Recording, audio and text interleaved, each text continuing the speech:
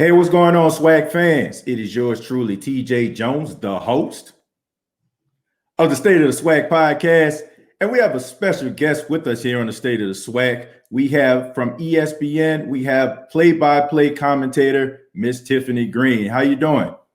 I'm doing great. How are you, TJ? I'm doing just fine. Thank you so much for being a part of the State of the SWAC. And what's this? When you say TJ, the host, what's that? That's kind of like my thing, like the host is kind of like, me just showing appreciation to the people, bowing to the people. Don't ask me why I started to do that. I just did a video one time, and all of a sudden, like everybody that watches the podcast or videos, they always do that every time they see me. So I just kept running with it. I like it. That's original. It's original to you. Yeah, I appreciate that. Thank you so much. And once again, thank you for being here. But before we start talking about SWAC football, I think congratulations are in order to you. I know you were the recipient of the Dawn Staley Excellence in Broadcasting Award. Tell us, what did that award mean to you? It's a huge honor. I mean, when you look at Dawn Staley and her body of work, from a player at the University of Virginia to a head coach now in the program that she's built at South Carolina, just the second Black woman to win a national championship.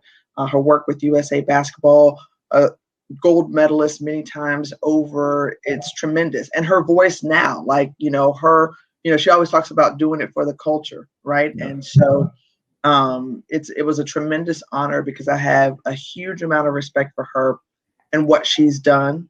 And the voice that she uses both on and off the basketball court. So, yeah.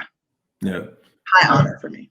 Yeah, well, once again, congratulations. And also, you're a little bit of a pioneer as well. I mean, you being the first African-American woman to call college football games. So what does that mean to you also?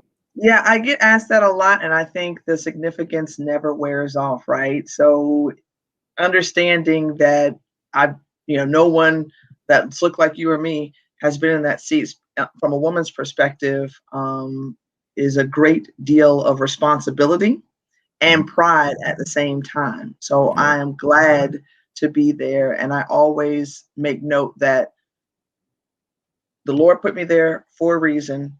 And my responsibility, my duty is to do my absolute best and be a great representation of what we can do as Black women, but then also to ensure that other African-American men and women have that chance to sit in that seat and to do better, to go higher. And so it won't be a big deal after a certain point, commonplace, hopefully. Yeah. Well, before it becomes a part of the norm, they have to have a first. So we appreciate everything that you do. We enjoy, you calling the games and everything like that. I'm extremely proud to watch it. I know your school, FAMU, the alumni and students are proud to watch it. But let's go ahead and talk about FAMU. FAMU coming over from the MEAC and joining the Southwestern Athletic Conference. What are your thoughts on your alma mater coming to the SWAC? Yeah, I think it's a natural fit because when you look at the fan base, just the history of the program, the location of the university, it's easy, right? And Florida A&M has done a marvelous job over the years, and under the leadership of Willie Simmons, you've got to be proud as a Rattler of where we are now. Just making the noise that we've made just since those 2 years where he took over, and looking forward to year 3 and what's to come. But, bands, fans, football, all of that, it just meshes. It works. It's a natural thing. And gonna tear some stuff up now. Everybody's like excited, for our arrival. But I have a feeling that when Rattler Nation takes over the SWAC, things could be a little different. Y'all won't be loving on us the same way. Orange and green, well, you're gonna be seeing it everywhere in the stand. Well, I don't have an issue with orange and green. Actually, my high school, I graduated from George Washington Carver High School. That was actually our school colors. And I am an alumni of Jackson State University, though. But, it's You know, it's going to be forgive interesting. you. You know, we all make mistakes. Just Oh, nah. Look, I will always that's love right. Jackson Hey, State. look, I learned that hardcore this year, Yeah. and y'all go in. Y'all go in. Yeah. I like y'all. Yeah, I appreciate that. Let's go ahead and talk about some of the games that you called in the spring. HBCU football, SWAC football was on full display. I mean, on ESPN3, ESPN2, and finally the flagship network, ESPN.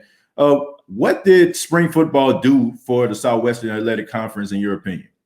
Well, I think it amplified what was already existing and was going on, because we had done some Thursday night games before and some Saturday games, but sometimes they were tape delayed. Maybe folks didn't get a chance to see it live or prime time the way that it should be featured. I think HBCU football really was elevated, and the SWAC conference was the leading conference for many to see. The MEAC was also in action as well. So I felt like the SWAC is hot right now. There is absolutely no denying it. And it is the place to be. It just feels in so many respects. And when you look at the product that was put on the field this season, for those who didn't know, they got a quick catch up, on what has been happening over time because of all that talent that has funneled through HBCUs, but particularly the SWAC over the years.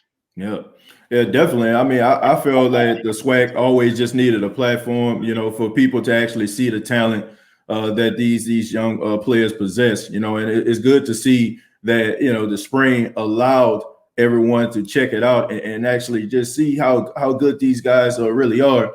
But, one of the people that a lot of people feel that was the catalyst to, the exposure was Coach Deion Sanders, now the head coach at Jackson State University. You had the opportunity to call some of those Jackson State games, even to sit down with Coach Prime. What are your overall impressions of him, and what do you think about his vision of what he wants for HBCU football as well as SWAC football? Well, I'll say this.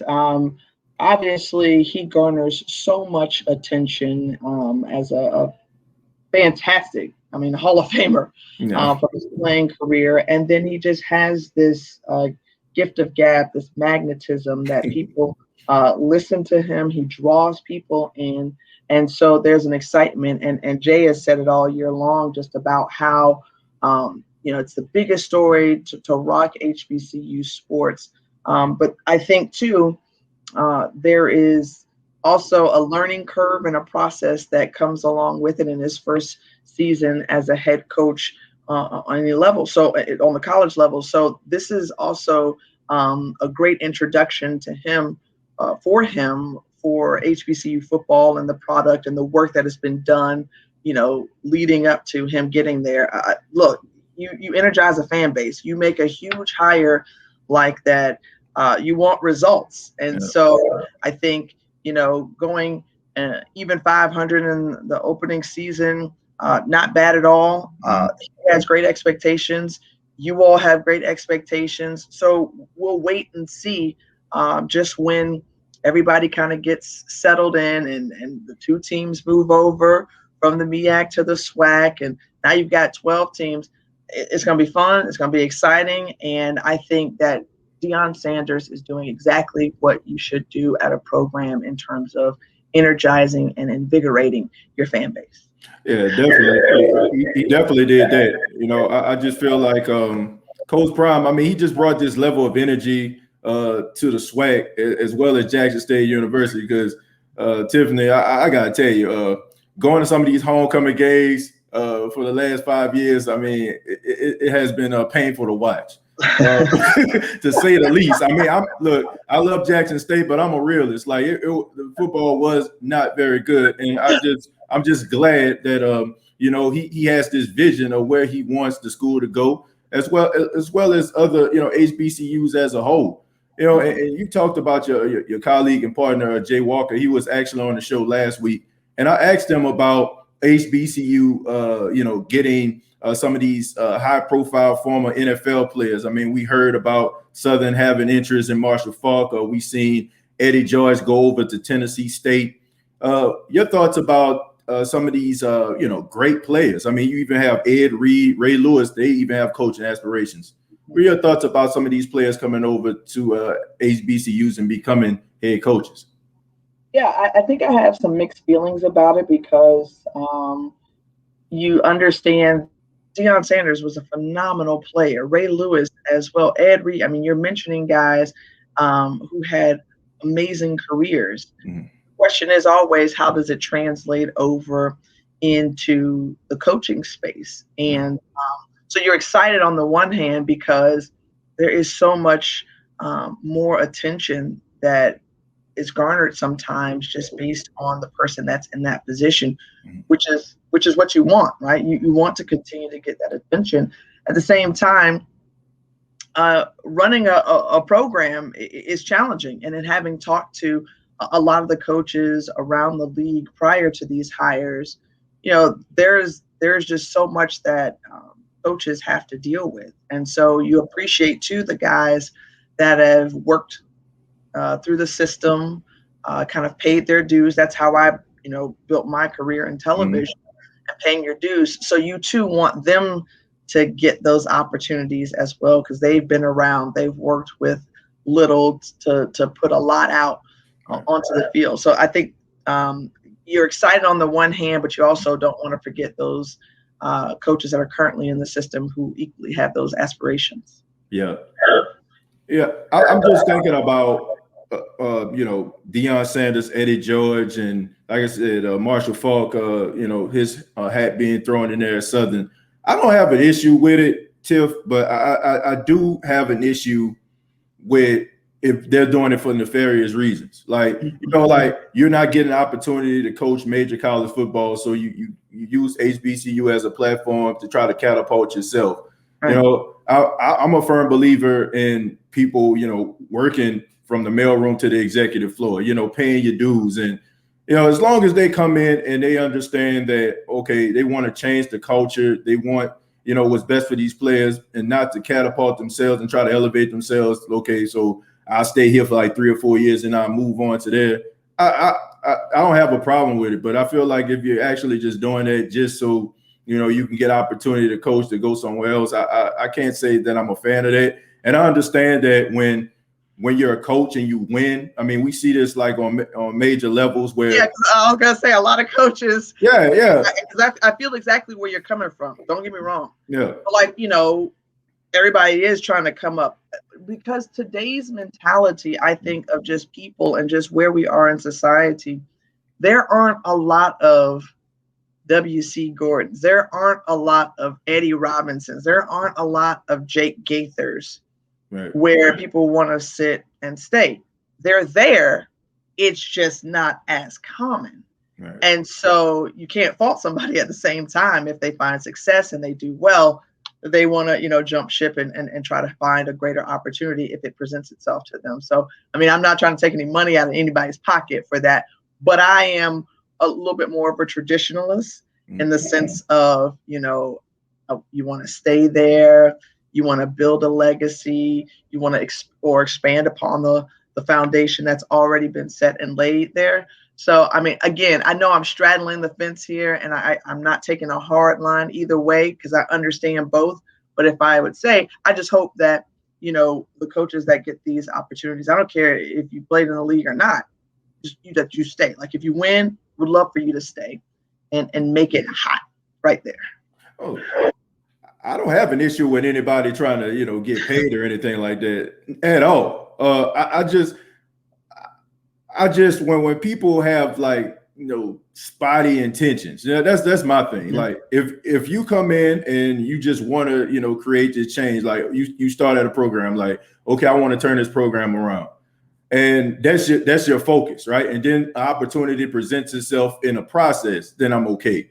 But if you just come in, okay, I'm just gonna stay here for a couple of years and get this right, that right, and then I'm gonna get up out of here. I question that, I would just that's my only thing. Like, but get money. In the event, whatever the intentions are, I would say this: whatever the intentions are, like in listening to Coach Prime, I really do think he has the players' interest, best interest in mind. Yeah, me too. I think that he really does want to do something special there. And he is such a unique character that he can do it only in his way.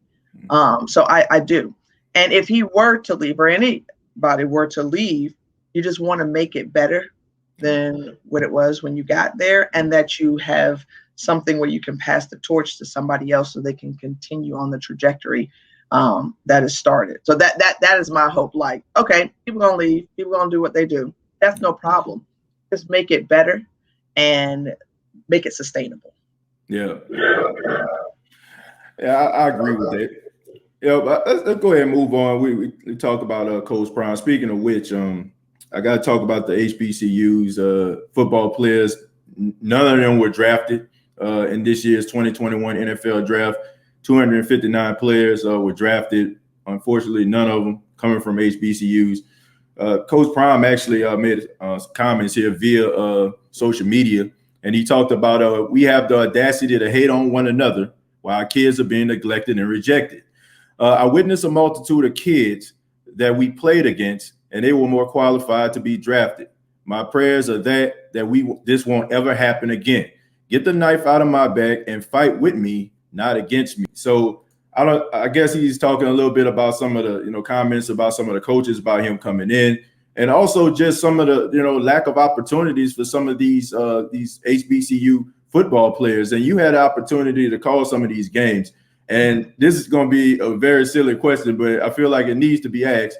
Watching the games and calling some of these games, do you feel like the HBCU players that you've seen that graced the field this season and seasons past are worth hearing their name called on draft day?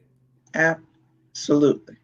Absolutely. And sometimes I scratch my head when I hear, and this is, again, no disrespect to the guys that got drafted, but I sometimes scratch my head and I'm like, who? Wait a minute, what?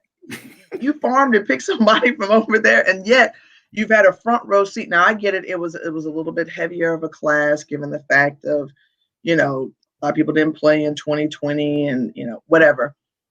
But clearly, if you turn on your television this spring and you watched ESPN or ESPN2 or ESPNU and saw the SWAC schools, then you too, as a viewer, as a football fan, could clearly see that, yes, there is talent out there that should have been drafted. I remember guys like Elijah Bell or Mac McCain. Both guys out of North Carolina A&T. He was an All-American his freshman season. He had to battle through some injuries, but I still feel like he is an NFL-worthy defensive back. Or Jordan Lewis, right? Undersized, but he's a speed rusher. I mean, I think he led the FCS in sacks out of Southern University. Certainly should have been there. David Moore, right? The offensive lineman from Grambling as well. And you've seen the products that have been put out at HBCUs in recent years in terms of Brandon Parker from A&T, Teron Armstead, obviously some years back from Arkansas Pine Bluff. I mean, there's talent there. I'm missing one more guy. I can't even call his Darius name. Leonard. No, I'm talking about O-lineman. Yeah, and you think defensively, and you're just like, oh, snap. So it's there.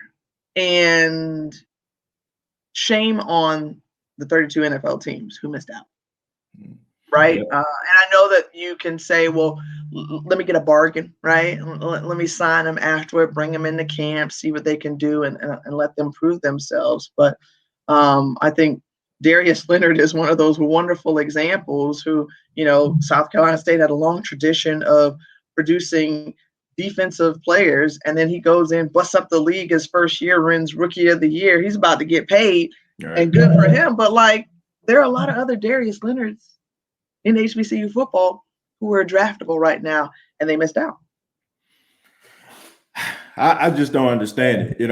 I don't understand all the talent that I've seen. Even the game that you all called this past week in the SWAC championship. I mean, you look at somebody like Aquil Glass.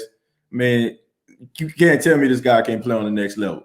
He absolutely can. He can make all the throws. And the only reason why, obviously, I think it works out better for him, though, right? Because this was a quarterback-heavy draft. So he gets to come back, try to win another championship. in the fall season, and then he'll declare for the draft. But I think that works out better for him because it gives everybody a little bit more tape on him, because this was his like breakout year. Like 2019, he was good. But in this 2021 spring season, everybody saw like, oh, okay, there's the maturation there. Yeah. This dude is real. Tyron Ralph, an amazing returner out of Arkansas Pine Bluff. Woo!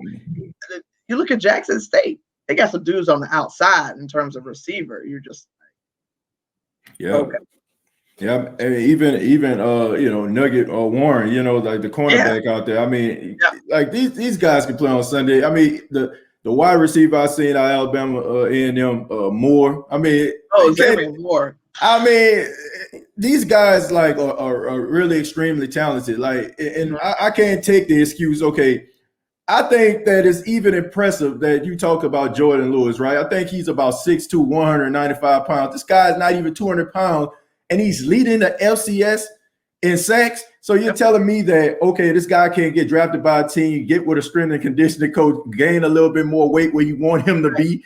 And I just feel like I understand like last year, they didn't have the HBCU combine, but this year they did. So it's not like you didn't see or had an opportunity to come out here to see what these guys have to offer. I just wish that they just take a better look. I think there's a lot of talent out there, and I'm glad that HBCU football, SWAC football was on full display in the spring to give these scouts and these teams an opportunity to see that these guys can play on the next level. I mean, Tariq Cohen, I know we got the Tariq Cohens, you got the Leonards. One of my favorite players, Teron Armstead. I'm a big Saints fan, born and raised in New Orleans. There's a lot of great talent out there, and I just wish they would just go ahead and take a look. But final question I have for you is about Alabama A&M. They've won the SWAC championship. We talked about Aqeel Glass. We talked about that high-powered offense. But now we got to talk about Coach Maynard. One of the most charismatic coaches that you're going to find. I think a lot of people, if you're into what they call the T, like you like the back and forth banter between he and Coach Prime Deion Sanders. And I know a lot of people are probably looking forward towards the fall, about with these two individuals. But talk about the job that Coach Maynard has done at Alabama A&M and leading them to their first SWAC championship since 2006, I believe. That's right. He's done an excellent job, because to come in there, and I think, question mark, what's Alabama going to do? Like, what do they have? Are they really going to make some noise in the East? Well, he won his first Magic City Classic. In fact, he's won all three of his Magic City Classics. So that was one way to win over folks on the Hill. And then when you see what both he and his DC, Dwayne Taylor, have done with Aqeel Glass, the growth has been great. And the weapons that they have make them so dangerous coming back for next season. Now everybody's got tape on them. Everybody's going to prepare for them, all that kind of stuff. But you have a program that's moving in the right direction. You have a program that's won its first championship in about 15 years or so. My math may be off. So he is just one of those guys who I enjoy covering, right? Because like at the end of the broadcast, I asked him to do the Ric Flair Nature Boy because he just brings that type of energy. And I think, too, his players likely feed off of that as well. Yeah, Aqeel is a calm, cool customer, but when you see him on the sideline, there's a little celebration action going on afterward. Like he gets into it as well. But he's done a good job. His guys are relatively pretty disciplined, I would say, in terms of a program, and he's won. I mean, the way you stay there, the way you remain in the conversation, and the way you get a contract extension is winning. And in year 3, you come out with a SWAC championship. That's impressive. Now some would say, "Oh no, wait a minute, hold on. Alcorn State, they didn't get a chance to defend their title." That's an argument that they weren't there, but they can't stake claim because they didn't play. And I certainly wish we would have been able to see the trigger man and them run that offense as well. But kudos to Coach Connell Maynard and Alabama A&M. because the Bulldogs, they're really good. Now, what they got to do, though, is find some more players on defense to try to stop some folks. Yeah. Well, I feel like the secondary, I mean, they're relatively young, just looking across the board. So I think that, they're going to develop chemistry as time go on. That's probably one of the things that's going to benefit them, the fact that they are so young. So, they're able to go through the growing pains together collectively as a unit. But one thing that I did notice about them is they're a really good second half team. Like, they do a really good job at making adjustments. And the first half, they might start off, a little shaky, but they go into that locker room and they come back out and they look like a completely different team. So got to give credit to Coach Manor being able to make those second half adjustments in order for them to, get past Arkansas Pine Bluff. But like you said, it's going to be a very interesting season.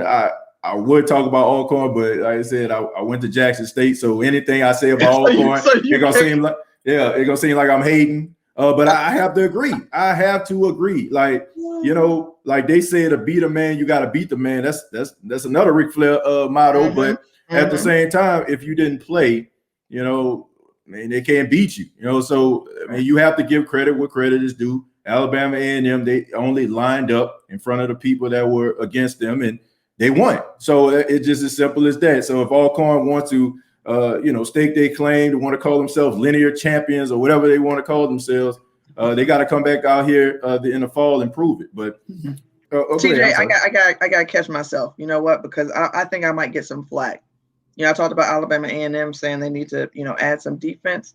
That's me coming from a MEAC perspective and thinking about that, because obviously it's a lot more, hard-nosed defensive ball on that side. The SWAC is offense. Yeah. Gonna put up points. They're gonna light it up. So let me correct myself there and saying they're right at home. They're doing exactly what they should be doing in the SWAC and with that high octane offense. Oh, no doubt about it. The MEAC, I mean, they're definitely known for their defense, and I think that the SWAC can learn a little bit from the MEAC as far as stopping somebody. But I mean, it's exciting football. We know a lot of people like that bombs away air raid type stuff. Those big old big arm 60-yard touchdowns. But at the same time, you got to be able to stop somebody. And I have to go back probably. Last time I can remember like a team just being really defensive oriented was back, I think maybe 2012, 2013 when Texas Southern won the SWAC championship. And I mean, they've had very little offense, but that defense was stout, and it got them all the way to a championship. So, FAMU was in the SWAC. Bethune-Cookman is there as well. So maybe they'll change the narrative of how SWAC football is played, and hopefully these guys will come out here and start recruiting a little bit more defensively. I can't speak for Bethune-Cookman. I'm gonna tell you what A&M's gonna do. They're gonna try to match you and outscore you. That's what they're gonna do. Now that's that rivalry speaking from you right there. That's that rivalry talk right there. Look, I know that's FAMU biggest rivalry with Bethune-Cookman. But interesting stuff that's going to transpire in the fall. Ms. Tiffany Greene, thank you so much for being a part of the State of the SWAC podcast. And before you go, let everybody know how they can keep in touch with you. Thank you. Well, I'm going to tell you, I'm an old head right now because I try my best to be on social media, but I'm not the best. But at Tiffany A. Greene, Greene with the E, that's on Twitter, and at tgreen34 on IG. Yeah. Well, thank you so much for being here, and we're looking forward to hearing you call some of the things around ESPN, some of the games. Know you do other things other than football, but we're looking forward to hearing your calls. So thank you so much. Thank you. Appreciate it. I got softball regionals and super regionals coming up later this month. Looking forward to that. Thank you once again, Ms. Tiffany Greene.